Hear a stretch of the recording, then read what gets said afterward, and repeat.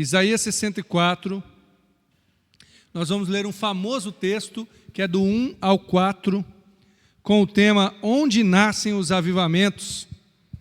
É claro que poderíamos ter dois comentários a respeito desse título, que são os seguintes. Primeiro, a palavra avivamento não é usada na Bíblia nesse sentido, mas avivamento é usado na história da igreja, quando Deus derrama do seu poder, da sua bênção, da sua presença, e há grandes transformações, grandes impactos. A reforma protestante foi um avivamento. Os grandes despertamentos que houve tanto na Inglaterra como nos Estados Unidos podem ser chamados de avivamentos. Nós vemos em alguns textos da Bíblia situações que nós cremos que poderiam ser descritas no termo atual, que é avivamento. Por exemplo, a descida do Espírito Santo foi o momento chave para o nascimento da igreja, mas uma experiência com Deus profunda que gerou transformações. A consagração do templo de Salomão também houve um despertamento do povo e houve uma presença de Deus ali tão profunda. E Isaías está no meio disso, está depois do templo de Salomão, bem depois, e ele está antes de Jesus, claro. Estão num momento de dificuldade, no momento em que o povo está sendo oprimido, e dali a alguns anos seriam levados cativos. Há um problema externo, que Israel, por vezes, é afligido por outros povos, mas também há um problema interno, que o povo de Israel está se tornando cada vez mais idólatra. Então, essa é uma situação terrível. É um profeta, um homem que tem um coração ardente pelo Senhor, ele não descansa, nem por fora, quando olha para fora, nem quando olha para dentro. E assim é o profeta, né? Ainda hoje há o que a Bíblia descreve como o ministério do profeta, não como uma revelação de Deus, mas como aquele que fala dos desígnios de Deus, que exorta o povo, e o profeta está constantemente com o seu coração pegando fogo, né? E nós vamos ver esta oração, essa declaração de Isaías e aprender um pouco com ela. Diz assim: se fendesse os céus e descesses, se os montes se escoassem diante da tua face, como quando o fogo inflama a lenha e faz ferver as águas, para fazeres notório o teu nome aos teus adversários, assim as nações tremessem da tua presença. Quando fazias coisas terríveis que não esperávamos, descias e os montes se escoavam diante da tua face, porque desde a antiguidade não se ouviu, nem com o ouvido se percebeu, nem com os olhos se viu, um Deus além de ti, que trabalha para aquele que nele espera. Amém? Onde nascem os avivamentos? E nós poderíamos pensar agora na nossa situação atual, na nossa situação da igreja brasileira. Avivamento é uma palavra que eu ouço desde a minha adolescência, e certamente vem muito antes, né? Eu que me percebo assim na adolescência, ouvindo falar de avivamento. E eu me lembro é tragicômico, né? A maneira que era dito que qualquer evento era chamado de um evento de avivamento. Aí aqueles eventos da igreja que você olhava assim, era meio cristão, meio mundano, e aquilo lá era um avivamento, né? Eu me lembro quando teve um evento lá em Diamante, que se chamou Aviva Diamante, foi o primeiro e único, né? Mas veio um cantor famoso na época, e era para gerar um grande avivamento. É sinal de que a gente não sabe o que é avivamento, ou que a gente não dá valor para isso, né? Avivamento não é um grande movimento necessariamente, ele pode ocasionar isso, mas ele é uma manifestação momentânea ali, ou enfim, histórica, da presença de Deus. Avivamentos começam quando as pessoas estão profundamente sedentas por mais de Deus. Não é possível, assim como eu não acho que seja possível abrir uma placa de igreja e dizer assim: aqui Deus cura, às 7:30 da noite, ou quinta-feira, 8 horas da noite, Deus vai curar. Mas Deus não é soberano e poderoso? Como que nós vamos dar um horário para Deus? Assim também eu tenho as minhas dificuldades em nós dizermos: olha, vamos fazer o final de semana do avivamento. O evento que ocorrerá será o evento do avivamento. Por quê? Porque não é assim.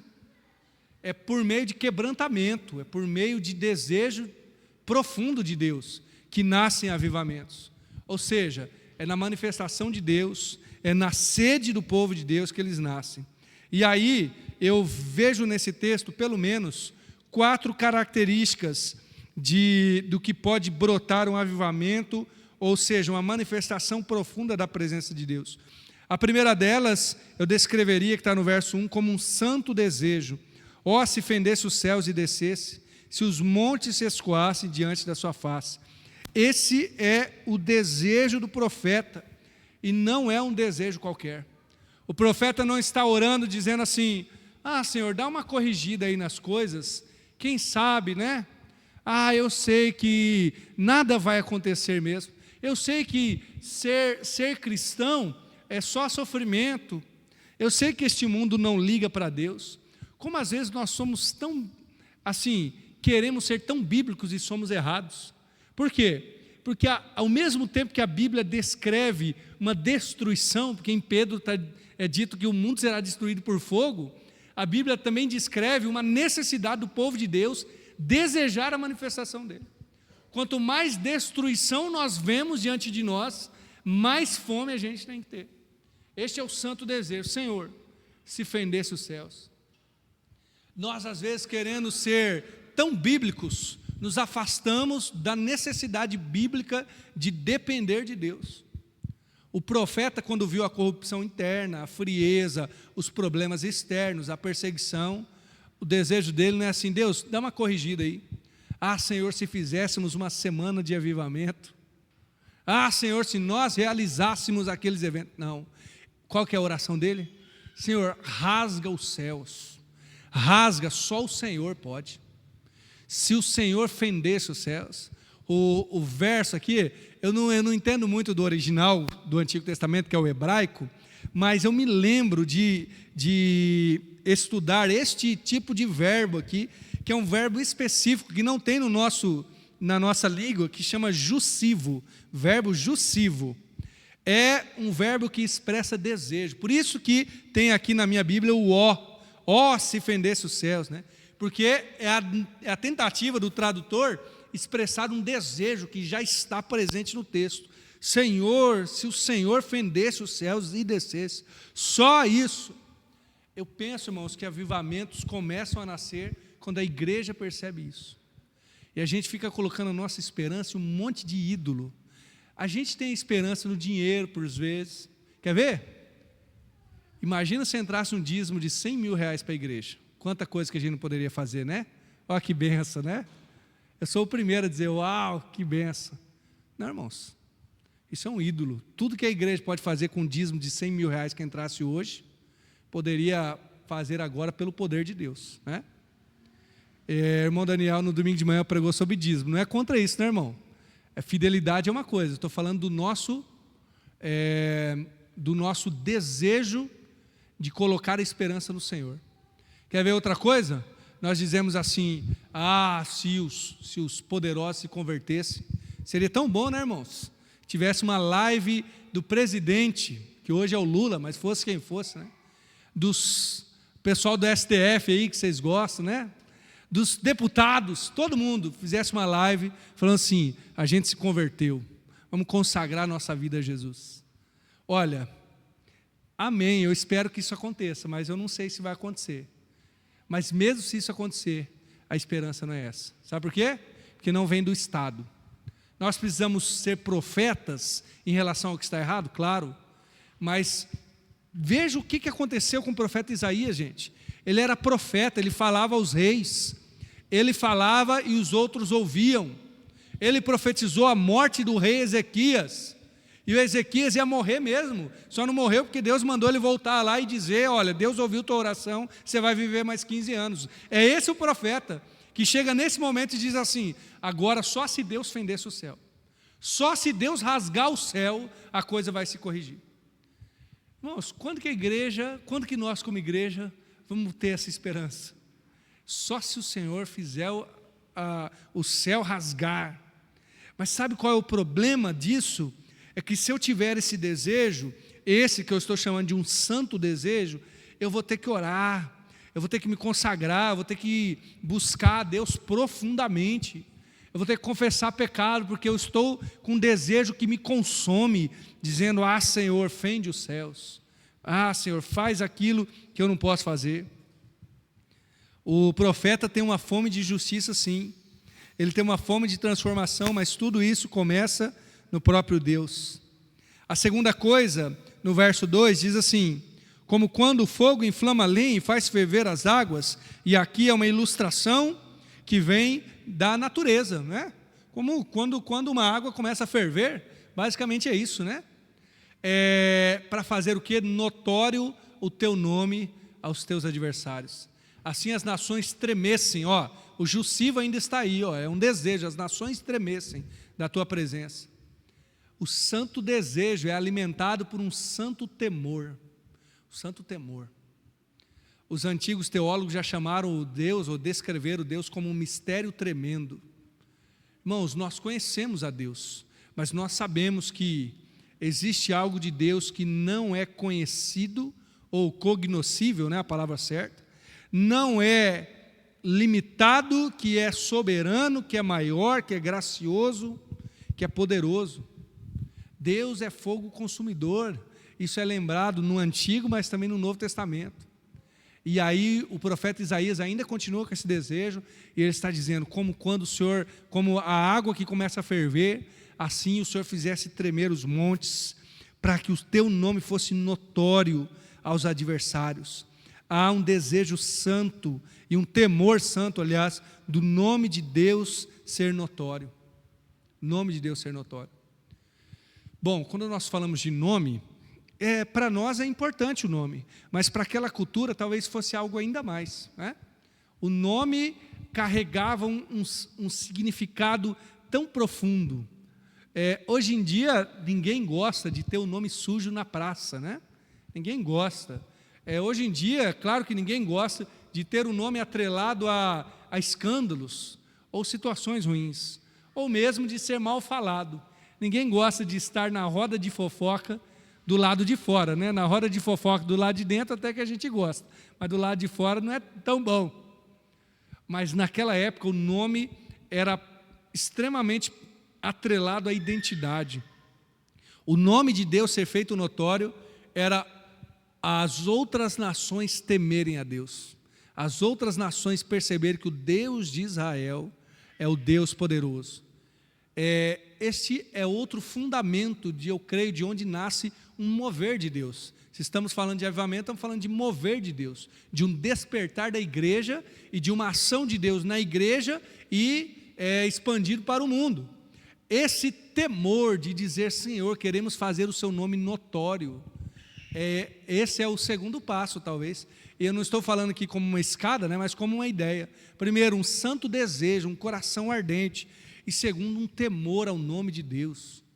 De todos os avivamentos, de todos os despertamentos, sempre há um temor em fazer Deus notório. E podemos usar outros termos: fazer Deus ser elevado, exaltado, desejado pelas nações. Vários profetas falam isso. E um autor sobre avivamento, chamado Gregory Friesel, eu já falei sobre ele aqui, e eu quero repetir essa frase que eu acho fantástica. Ele diz que em toda a história da igreja, e na época da Bíblia também, do Novo e Antigo Testamento, todos os despertamentos de Deus em que a igreja participou, ou que o povo de Deus participou, o povo estava orando, clamando, jejuando, buscando a Deus. E nós imaginamos hoje que Deus fará diferente. Nós imaginamos hoje que Deus vai fazer, mas não precisa de muita oração. Deus vai fazer, mas não precisa de muita consagração. Às vezes não temos nem o santo desejo, né? Mas quando temos o desejo, ele tem que estar atrelado a isso, um santo temor. Um temor, dizer: Senhor, o seu nome é notório, o seu nome está acima de todas as nações. Vamos fazer um teste ao nosso coração sobre o nosso temor a Deus, né? Vamos começar de algo que eu acho que é tão simples, mas tão importante, que é o segundo mandamento. Vocês me ajudem aí, se é o primeiro ou o segundo, mas eu tenho quase certeza que é o segundo. Não tomarás o nome do Senhor teu Deus em vão. É o primeiro ou o segundo? Acho que é o segundo, né? O primeiro é não terás outros deuses, né? Manair está confirmando aí. Então já somos dois, certos ou errados, né, irmão? Mas eu creio que é o segundo mesmo. Não tomarás o nome do Senhor teu Deus em vão. Isso envolve um temor, um profundo temor. Como que é você em relação ao nome de Deus? E tal como a gente ensina para as crianças mesmo, né? De ter o nome de Deus em vão, o nome de Deus falando de maneira indevida, mas às vezes também, até tomar o nome de Deus em vão, falar sobre Deus de uma maneira que te engrandece, ou de uma maneira que coloca o outro como menor. Quando a gente começa a falar sobre Deus, coisas que não são dele, ou que são só para diminuir o outro. E isso é um indício, isso é uma maneira de nós vermos quanto temor de Deus nós estamos tendo no coração. Mas o temor também vem quando nós lemos a palavra e vivemos ela. Quando nós temos não medo de ser descobertos, mas medo de estar com o pecado encoberto, isso nos afastar do Senhor. Avivamentos nascem de um santo temor, quando o povo de Deus diz assim: nós queremos que o seu nome seja notório a todos, que o seu nome seja notório a todos. E para querer que o nome de Deus seja notório, nós temos que esquecer um pouco do nosso. Terceira coisa, verso 3, apenas 4, né? Eu pontuei uma de cada verso. O autor, o profeta Isaías, vai relembrar o histórico do que Deus fez. É o histórico memorável, é lembrar daquilo que Deus já fez. Verso 3 diz: quando fazia as coisas terríveis que não esperávamos. Ah, Senhor, nós temos um histórico, nós temos uma memória do teu povo, de que o Senhor já fez essas coisas. Quando Deus fez essas coisas? Quando Deus libertou o povo de Israel, por exemplo. Quando Deus abriu o Mar Vermelho e o povo de Israel de vez em quando cantava sobre isso. Tinha salmos, profetas lembravam, cantavam quando ele feriu o Egito, quando colocou o cavalo e o cavaleiro no mar. E eles lembravam das coisas terríveis e grandes que Deus tinha feito. Ah, mas a igreja vai viver de passado? Não é passado no sentido de só ficar lá relembrando e choramingando, não. É ver o que Deus já fez. Deus já fez grandes coisas. Irmãos, e se Deus já fez grandes coisas, e eu sei que Ele faz conforme a vontade dEle, eu fico pensando que os nossos corações não estão avivados talvez, ou ardentes por Deus, não é por culpa dEle, porque Ele já fez. E eu acredito que Ele ainda faz naqueles que desejam, naqueles que buscam. Quem sabe nós olhamos para outras pessoas, até mesmo para outras igrejas, e vemos assim: Senhor, por que isso não acontece conosco? Quem sabe nos falta um santo desejo, um temor profundo, e nos falta relembrar as coisas que Deus já fez. Há uma história, e aqui eu ouvi como essas pessoas, talvez não sejam elas, mas acredito que são esses. Diz que houve uma excursão para o local onde era a casa do evangelista D.L. Moody. O Moody foi um evangelista no século XIX, 1800 e pouco, talvez tenha morrido no começo dos anos 1900, alguma coisa assim. E o Moody orava tanto, horas por dia no mesmo lugar, e ele colocava os dois joelhos, no mesmo lugar e orava. Mas foram décadas assim, até que aquele assoalho de madeira abaixou um pouco. Talvez você já tenha ouvido essa história. E ficou ali a marca dos joelhos. E o Moody virou um grande evangelista, muito famoso, conhecido. E depois que ele morreu, a casa dele virou, como acontece com pessoas às vezes famosas, importantes, como se fosse um museu ou um local ali da escola teológica, mas o gabinete dele, o escritório, ficou reservado ali para deixar as memórias dele ali, ou como era antes. E aí os estudantes passavam por lá, ou igrejas, ou estudantes, ou seminaristas, passavam por aquele local onde o Moody tinha morado. E o guia lá apresentava para eles o escritório do Moody, dizia assim: olha, esse aqui é o escritório dele, E esses 2 buracos no chão, está vendo os 2 buracos no chão? É onde ele colocava os joelhinhos dele todos os dias. E sem saber, sem querer, ficou afundado ali os joelhos dele. E ficou essa marca. E depois que eles viraram para um lado, estavam indo embora, encontraram um rapaz ali ajoelhado, colocando os joelhos aonde estavam as marcas dos joelhos do Moody. E aquele rapaz chorava e dizia: Senhor, faz de novo, derrama de novo, Senhor, faz tudo aquilo de novo. E a história conta que era o Billy Graham orando e chorando e dizendo: faz de novo, Senhor, faz de novo.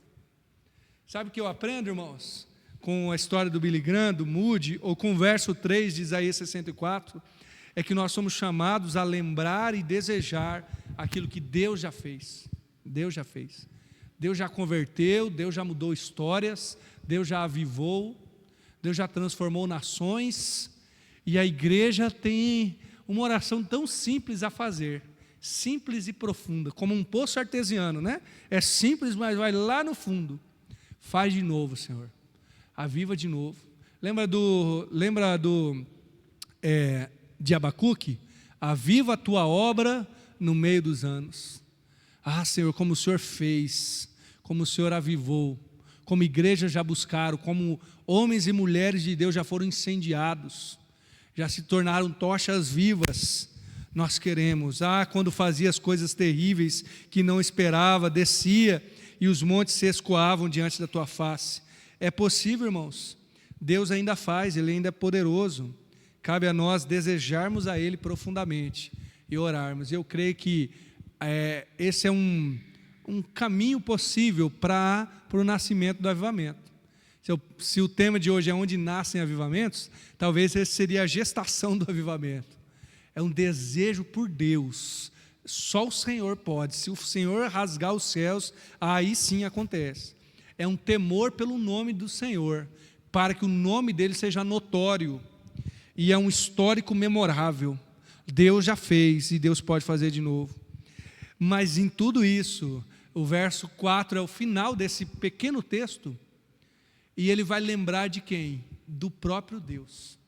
Então ele está orando: Senhor, o Senhor faz, o Senhor o Senhor tem poder, nós te desejamos. E agora ele vai fazer uma descrição.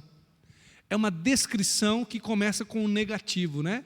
Não tem outro como ele, porque desde a antiguidade não se ouviu. Irmãos, as pessoas não tinham nem ideia quem que era Deus. Não se ouviu, nem com os ouvidos se percebeu, nem com os olhos se viu. Um Deus além de ti, que trabalha para aquele que nele espera. De onde que nascem os avivamentos? Do próprio Deus. Por quê? Porque não há nada que se compare ao nosso Deus. Nada, nada. E você que gosta, sei lá, eu gosto de filosofia. Eu fico brincando aqui com o Brendo, que é formado em história, né? Fico brincando que filosofia é melhor que história. Mas não é uma brincadeira não, é verdade, tá? Mas tudo bem, ele não está aqui para se defender. Ele fica dizendo que história é melhor. Mas eu fico vendo as ideias dos filósofos. Grandes ideias geniais, filósofos fantásticos. E chega a ser engraçado, irmãos, né? A filosofia vem trabalhando, eu estou falando disso porque é a área que eu gosto de ler, né? Mas certamente história e outras áreas aí teriam exemplos parecidos. Então, eu vou falar de uma forma bem cômica aqui, mas só para você ter uma noção. Vem estudando e vem dando ideias sobre o que é a humanidade, o que é o mundo. Passa por um cara chamado Nietzsche, né, que fala que Deus está morto. As coisas vão acontecendo. Até hoje os filósofos contemporâneos, vamos dizer assim, dos mais renomados, eles retiraram toda a base da possibilidade de nós conhecermos o mundo e sabermos quem nós somos. Você quer ver um exemplo? Quando hoje em dia, isso tem acontecido, tá?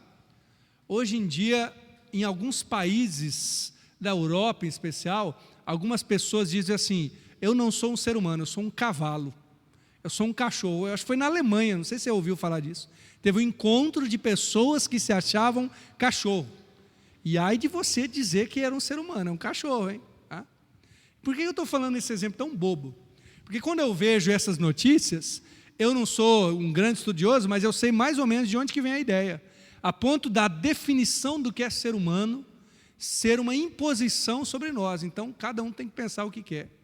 Ou seja, os mais geniais chegaram ao ponto de abrir as portas para que você pudesse achar que você é um cachorro, um cavalo, seja lá o que fosse. Claro que essa não é a ideia geral de todos, é só um exemplo. O que isso quer dizer? Na área que eu gosto de estudar, eu poderia dizer assim, procure onde você quiser. Vá até os gregos antigos da filosofia, estude aí os alemães, os franceses, os ingleses, você nunca vai encontrar algo parecido com o Evangelho. Sabe por quê? Porque desde a antiguidade não se ouviu, nem ouvido se percebeu, nem com os olhos se viu um Deus além de ti. E aí podemos ir para a história, vai para todos os impérios e todos os imperadores. Passe por todos os grandes homens, sejam eles guerreiros ou sábios, mas desde a antiguidade não se ouviu, nem com o ouvido se percebeu um Deus além de ti. Ou seja, independente onde você buscar, o avivamento nasce dessa concepção, dessa percepção, aliás, de que Deus é glorioso, de que Deus é majestoso, e a Bíblia em nenhum momento abaixa essa grandeza de Deus, porque Ele é o Pai das luzes, Ele é o Senhor Todo-Poderoso, né? Do qual vem toda dádiva e todo dom perfeito, onde não há sombra nem mudança de variação. Ele é descrito como um Deus que é fogo consumidor. Ele está acima de todos. Esse é o Deus glorioso, irmãos. E esse Deus glorioso, Ele olha o final ali, que trabalha para aquele que nele espera. Para a gente encerrar, essa é a descrição de Deus. Ele é glorioso e Ele é pessoal, Ele trabalha para quem espera nele. Então o que a gente faz com esse santo desejo, com esse santo temor e com esse histórico memorável que temos do que Deus já fez no passado? Sabe o que a gente faz? A gente espera nele, a gente deseja por ele. Senhor, nada além do Senhor poderá transformar a nossa situação. Isso pode ser desesperador, se você não confia em Deus, mas pode ser acalentador. Deus trabalha para quem espera nele. É aí que nascem os avivamentos, naqueles que esperam, naqueles que desejam. Avivamentos são frutos de anos de oração, de tempos de jejum, do povo de Deus se consagrando. Sabe o que é isso? É o povo esperando em Deus. E eu pergunto para você, em quem você espera? No que você está esperando? Ou o que você espera? Talvez você diga assim, amanhã eu desejo que tal coisa aconteça. Eu tenho desejos e esperanças também, é claro, obviamente. Mas se percebe que, além da esperança comum, a profunda esperança, ou o esperar, é no nosso Deus. A sua vida será mudada se Deus colocar a mão. A igreja será transformada se Deus colocar a mão. O bairro Alvorada e os entornos aqui, Cidade Alta, Cidade Nova, Bandeirantes, onde eu moro, né? E outros aqui serão tocados se Deus colocar a mão, se Ele fender o céu. Se o Espírito de Deus vier e colocar intrepidez na nossa boca e transformar as pessoas. A cidade de Camporão será transformada se Deus agir. E o que a gente deve fazer, irmãos? Esperar nele. Esperar, desejá-lo, buscá-lo. E eu quero orar junto com você, encerrando essa palavra, creio que rápida, mas importante para mim e creio que para nós, desse desejo que nós devemos ter. E eu quero te convidar agora, não apenas a ouvir a minha oração, mas orar junto comigo, orar por um avivamento em nossa cidade. Eu acho que essas orações, elas são difíceis de fazer na profundidade. Por quê? Porque se Deus for trazer um avivamento, Ele vai trazer um julgamento sobre nós, que é um refinar nesse sentido, e Ele vai trazer um aprofundamento. Mas vale a pena, porque nós podemos desejar e esperar que Deus pode fazer grandes coisas. Senhor Deus, eu quero orar junto com os meus irmãos mais uma vez, e clamar, Deus, que o Teu avivamento possa vir sobre nós. Mas clamar, Senhor, na esperança e expectativa de que para sermos instrumentos deste avivamento, precisamos ser afinados conforme o teu querer. Então o nosso desejo é, Senhor, fende os céus, rasga os céus, Deus, faz coisas grandiosas, que o mundo tema o seu nome, que ele seja notório, como o Senhor já fez no passado, mas faz isso através de nós, Senhor. E por isso, Deus, quem sabe o Senhor precisa colocar do teu fogo em nós, para que nós sejamos tochas vivas, e as pessoas possam ver a tua luz através de nós, queimando para o Senhor. Deus, colocamos então à tua disposição a nossa vida, colocamos à tua disposição o nosso ministério, seja o meu, pastoral, de qualquer irmão aqui, colocamos à tua disposição a nossa igreja, e com isso eu quero dizer, desde o templo mesmo, da parte física, mas também dos nossos recursos financeiros, das nossas programações, do modo como nos organizamos, dos nossos cultos, estão todos à sua disposição, porque quando o Senhor fende o céu, quando há avivamento, há pessoas às vezes tão sedentas, que ficam orando horas e horas, isso atrapalharia os nossos cultos, mas eles estão à sua disposição, eles são para o Senhor. Senhor, se o Senhor fendesse o céu e fizesse notório o seu nome em Campo Mourão através de nós. Senhor, purifica-nos dos nossos pecados e nos usa conforme a tua vontade. Deus de amor, em nome de Jesus. Pai, assim como o Senhor já fez, em outras igrejas batistas e de outras denominações e igrejas ao redor do mundo, como o Senhor já fez com o teu povo sedento, faz conosco também, Senhor. Rasga os céus e, se preciso for, rasga-nos, para que a tua palavra brote através de nós, como Jesus promete, rios de água viva brotando de nós para os outros. Deus, eu peço, por misericórdia, que isso comece nas nossas famílias, que passe, Deus, para a nossa vizinhança, que chegue nos nossos locais de trabalho, que transborde, Senhor, para os locais onde nós vamos, para o supermercado, para o comércio, para onde estivermos, mas que isso possa transbordar, Senhor, para todos os lugares. Rasga o céu, Senhor, e nos usa para a tua honra e glória, para que o seu nome seja notório a todos, porque nós sabemos que desde a antiguidade nunca se ouviu, nunca com os ouvidos se percebeu, nem com os olhos se viu um Deus semelhante ao Senhor. Por isso esperamos no Senhor e confiamos no Senhor. Eu oro em nome de Jesus. Amém.